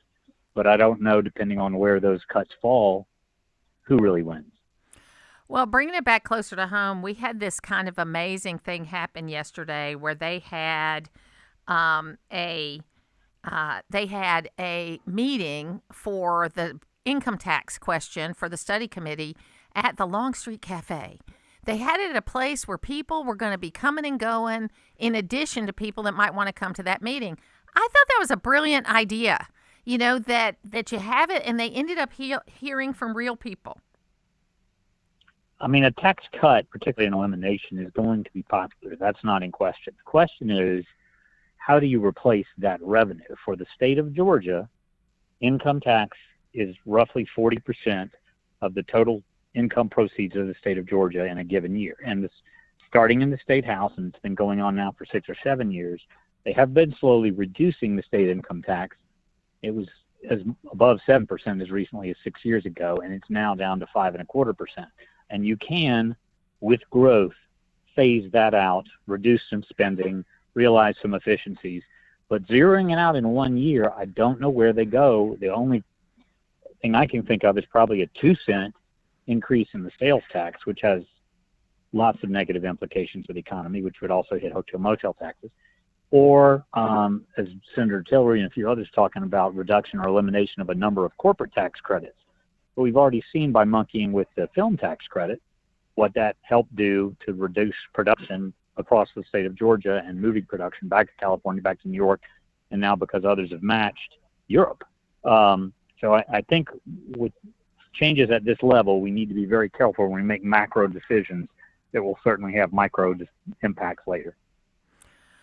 Well, I think it'll be interesting to see how this all plays out. I'm certainly in favor of having a real discussion about it because, because we can see what Florida's done. We can see what Tennessee has done, and we are competing in those markets, and we're competing against some of those people for jobs and things like law enforcement and healthcare and things like that. And it does make a difference if you're going to have 5.5% more or 5% more of your salary taken out in taxes, whether people decide to come here or not.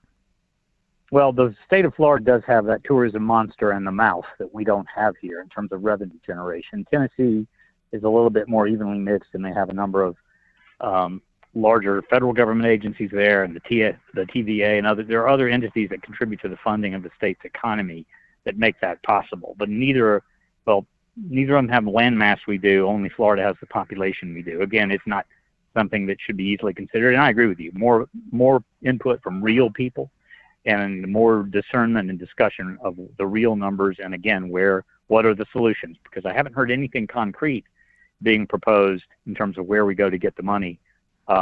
If we were to zero it out in the next year's budget. So I've been kind of trolling Senator Ossoff with the idea that Representative Roman should drop out of the governor's race and primary Senator Ossoff, and we'll just see how far left he'll go.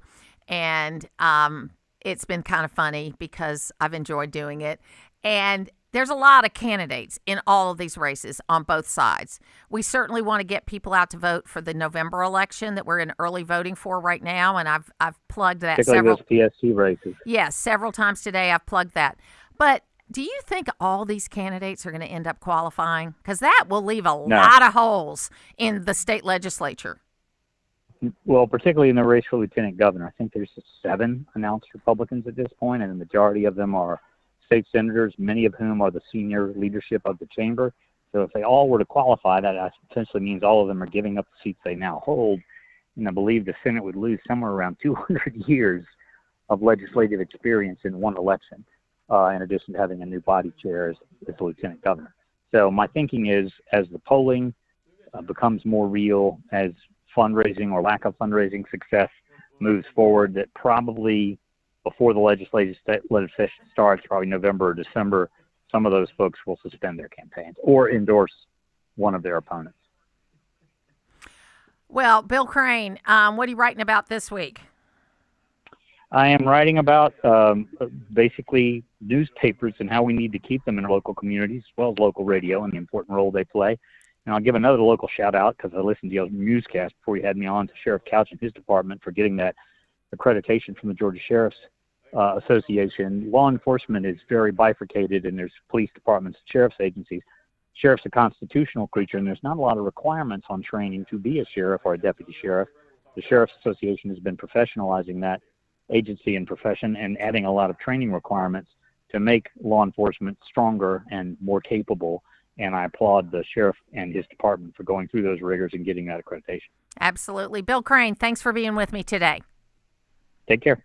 We'll take a break, and we're going to have some fun next. We'll be back.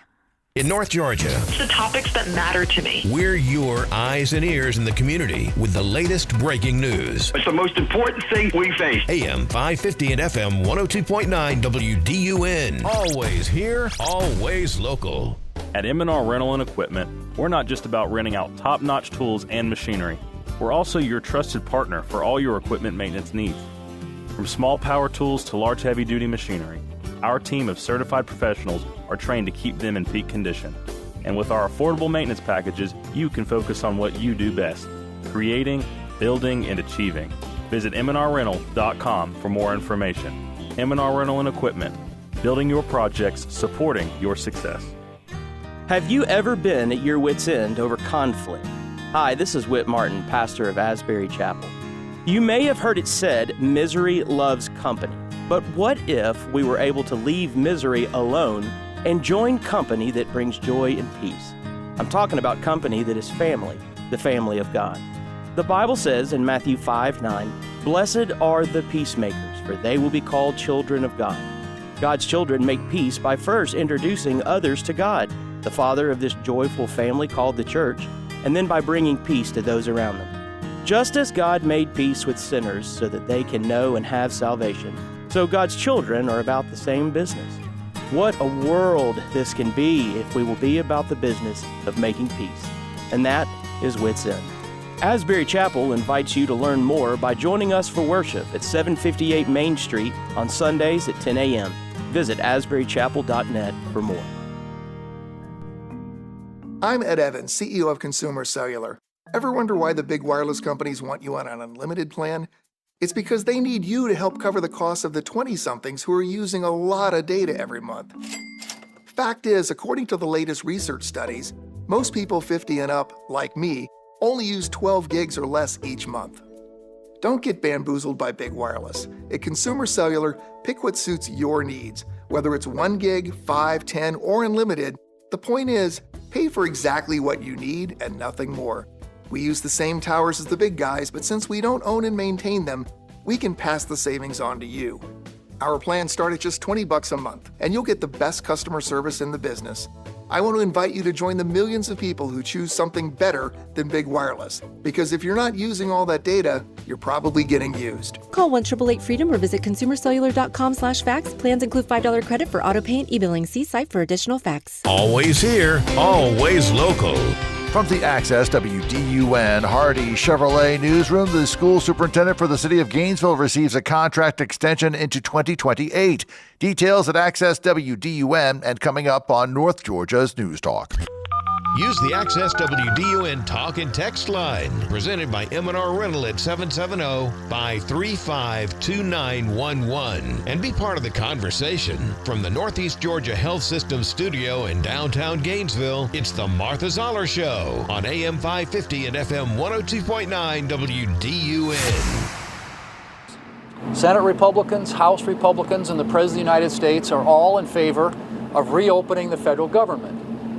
In fact, so much so that we've now all voted 11 times to reopen the federal government. But the longer the federal government stays closed, the more the impacts are being felt.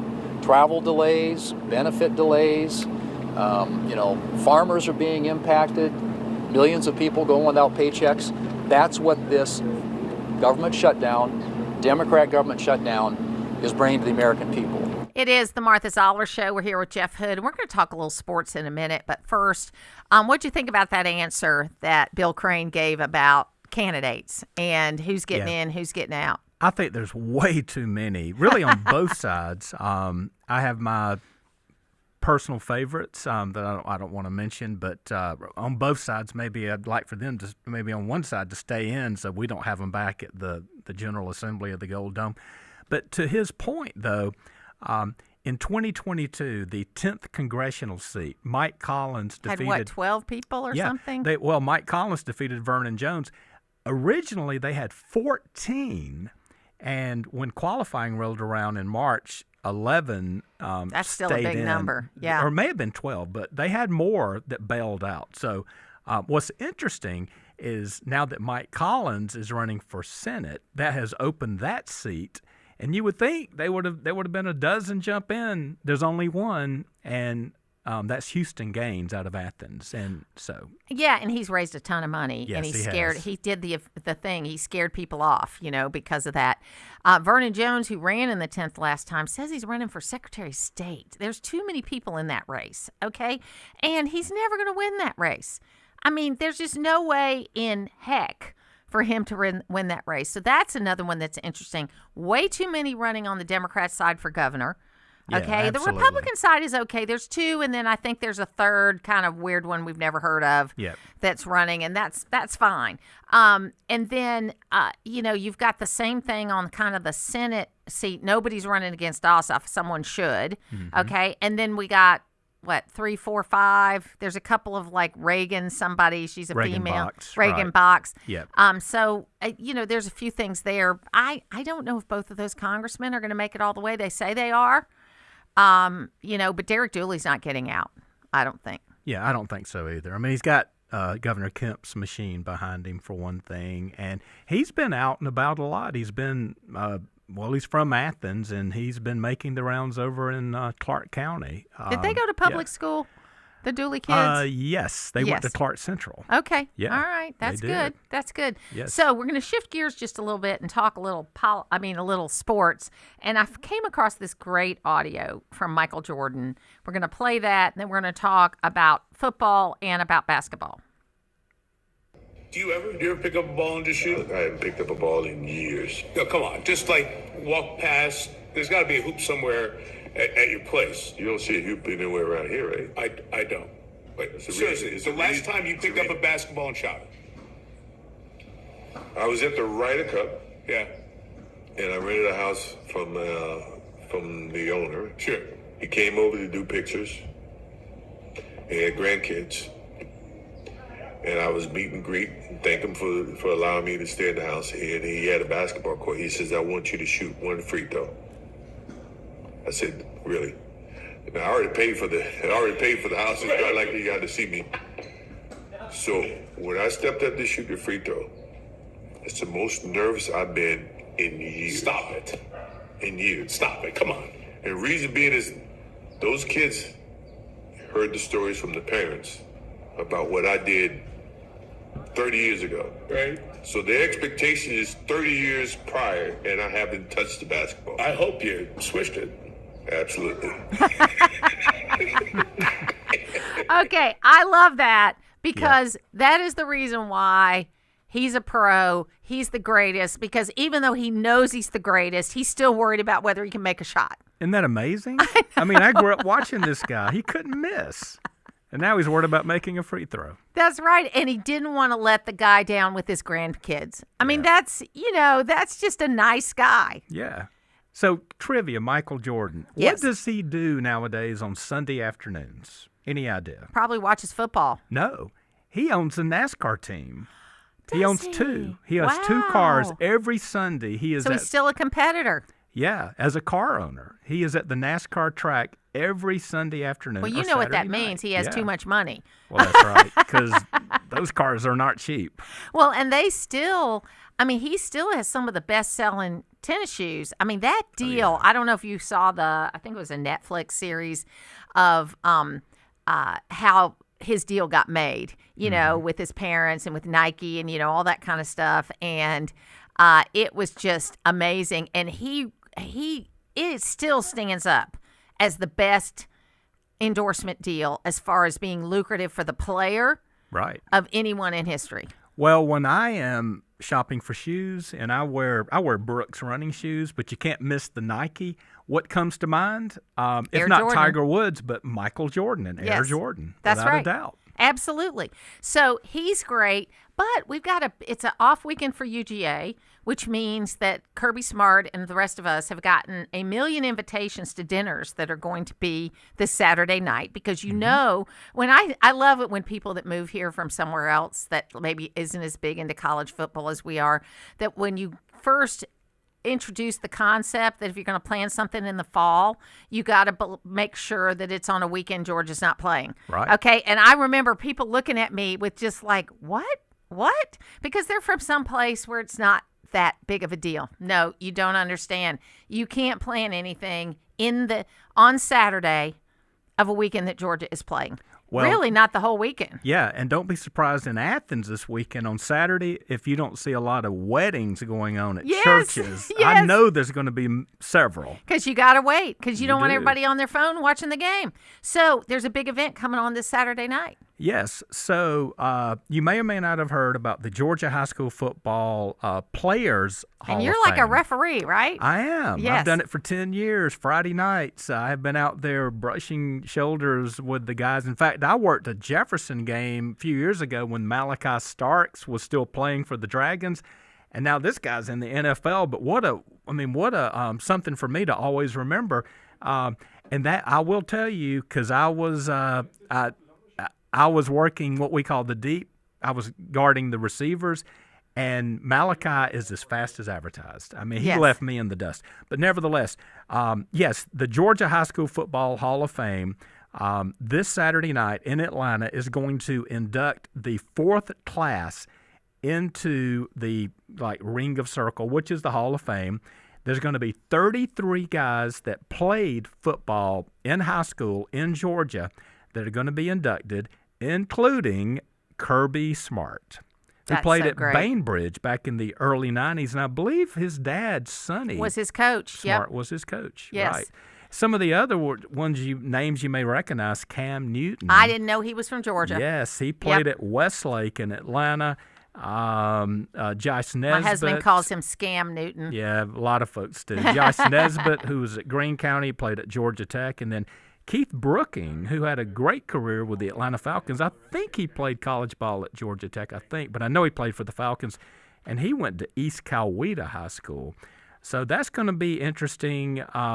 But, I'm so happy for Kirby because he'll get to take his family and bring back memories of when he played high school football and not have to worry about having to rally from behind in the second half to win a college football game. We're built for the fourth quarter is what the defensive end said, and it's like it drives you crazy, right? But I think what's so exciting about Kirby is that he's figured out a way. Okay, so this is my theory here. Nick Saban toyed with the NFL, didn't do well in the NFL, and for a lot of the same reasons he ended up getting out of college football. He comes back to college football. He doesn't want to deal with millionaire players anymore. He likes to deal with players the way they are. So he got out of the game. Kirby's still in the game, and Kirby is the last of the Mohicans, when it comes to, yes, he has to deal with NIL. He has to deal with the transfer portal. But Georgia's had a lot less of that than a lot of other teams because he develops players. And you can watch what he does, and you can know, I don't have to make my name in 3 games, and then decide where I'm going next. I can get developed here. And I think it's helped him. Yeah, without a doubt. Look at the number of players he's put into the NFL. And I think to your point about embracing the players and developing them, he's still using the talking points that, look, we'll get you the car or whatever your NIL deal.